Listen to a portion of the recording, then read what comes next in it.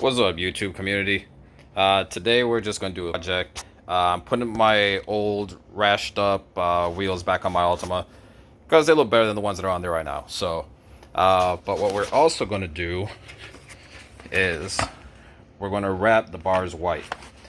I had these plastic dip white before, as well as super wrapped, or the spray wrap basically on here, and I love the way they looked in white, but keeping it clean was just such a pain with the white car or with the white wheels. So this time around I'm going to wrap it. I'm going to show you how I wrap it, and it's super easy. I already did one wheel. It took me maybe about 20 minutes to do one, and it's ready to go back on the car as soon as I get tires put on.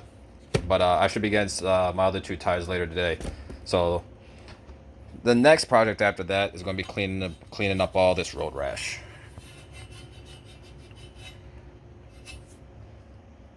So I got these used super cheap, so I'm not even worried about the road rash. Alright, now wrapping a wheel with a simple face like this is super easy. Easier than plastic dip, easier than spraying it, easier than painting it. All you need is a big enough sheet of vinyl to cover the area. Now, if you're starting to go into the recesses in here, that is when it gets to be a royal pain, and that's when, you know, most people just say, you know what, just spray the whole thing with plastic dip or something like that. So I don't want to do the whole thing. I actually just want the face of these to be white. So that's what makes this so much easier than any other option right now that normally I would do. And I really love the super wrap, the sprayable wrap, because it feels and looks exactly like paint. So, you know, it's such a much better product. The only issue I have with it is how strong it smells. If you have neighbors, your neighbors are going to hate you if you're using this stuff. Alright, so here we are. I'm using the Vivid vinyl, by the way. Air Release Vivid XPO gloss white. Got this on Amazon, by the way.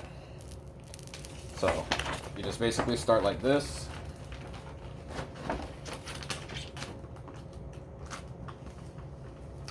Just wrap around the end. And you initially start by peeling it anyway, so. And you want to try to get it as flat and even as possible. Because now we're just going to do what's called glass in the vinyl, which is basically when you stretch the vinyl out without any heat being applied to it or anything. Some cases you might have to apply heat, but depending on how big a surface you're working with. But just for wheels, you don't really need to worry about that. So, basically, you take the different ends, you pull them as tight as you can, and lay it down evenly across whatever you're wrapping. So got that corner.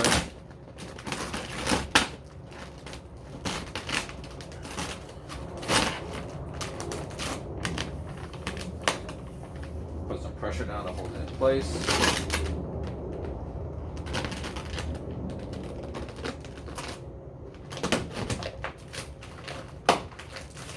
And you just kind of pop all those little edges like that. Once it's on, you just kind of rub your hand across. See right here, I got a little air bubble spot. Now these are air release, but I'm trying not to have to even worry about doing the air release. Then you just rub your hand across, get everything touching each other where they need to. Then take your good old trusty heat gun.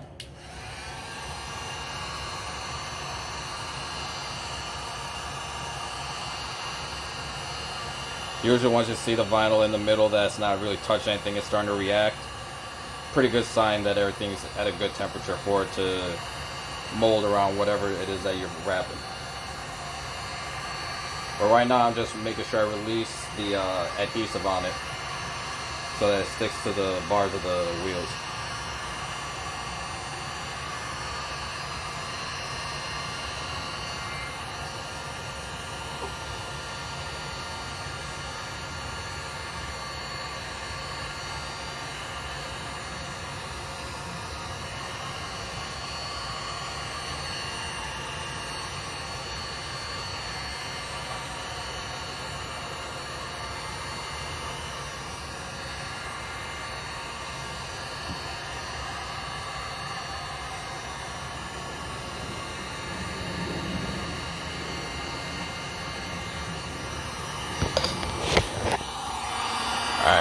So,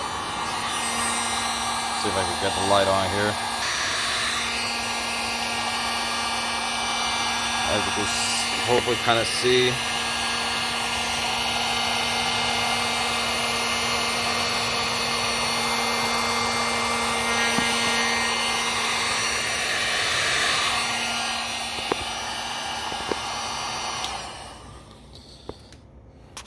And then that's pretty much all you need on that part. Then you just take your knife blade.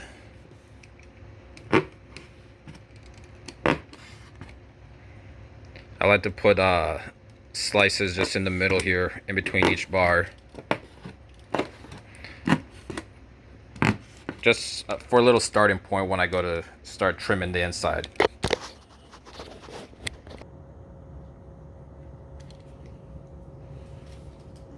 Then, you know, just kind of get your finger in here.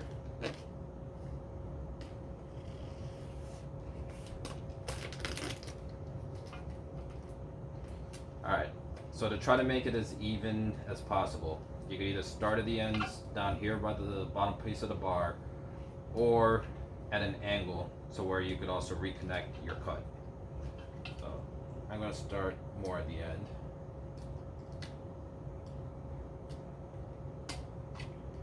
Alright, and then, I don't know how easy you're going to be able to see this, but when I'm basically going to be tracing along the line, and this is a fresh blade, so it should cut pretty nicely.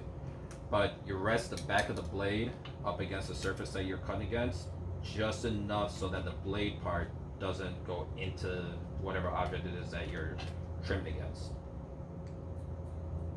And then it should just glide.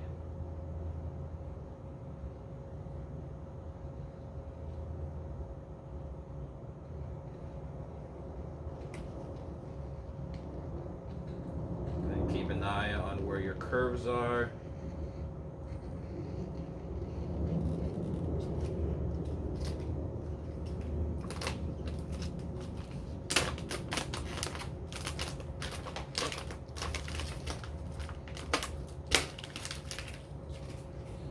And then we're going to do this a couple more times, and then we're just going to melt everything together.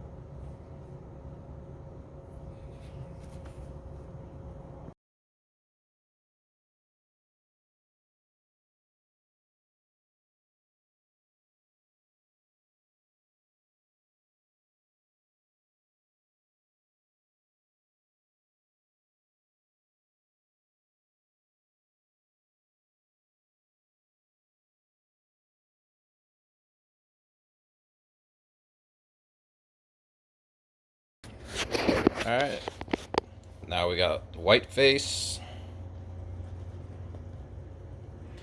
The knife got away from me right here, so, but yeah, it's not really that big of a deal. I could always put a little patch piece in there and make it all be alright, but I'm not really worried about it. So I got 2 more wheels to do, and then hopefully this weekend I'll get them mounted and the tires mounted and get everything on. But one thing I want to show you was these tire pressure sensor adapters. Alright, so like when you got wheels like these and it has, you know, you have to add that crazy angle, you can't really fit the tire pressure sensors in, so they make these adapters.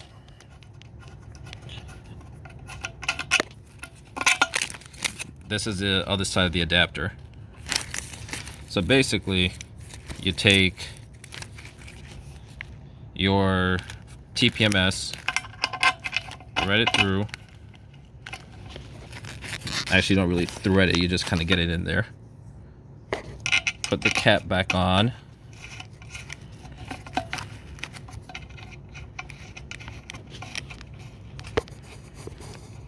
And then there's an Allen key right here, or Allen screw that you got to tighten down as well.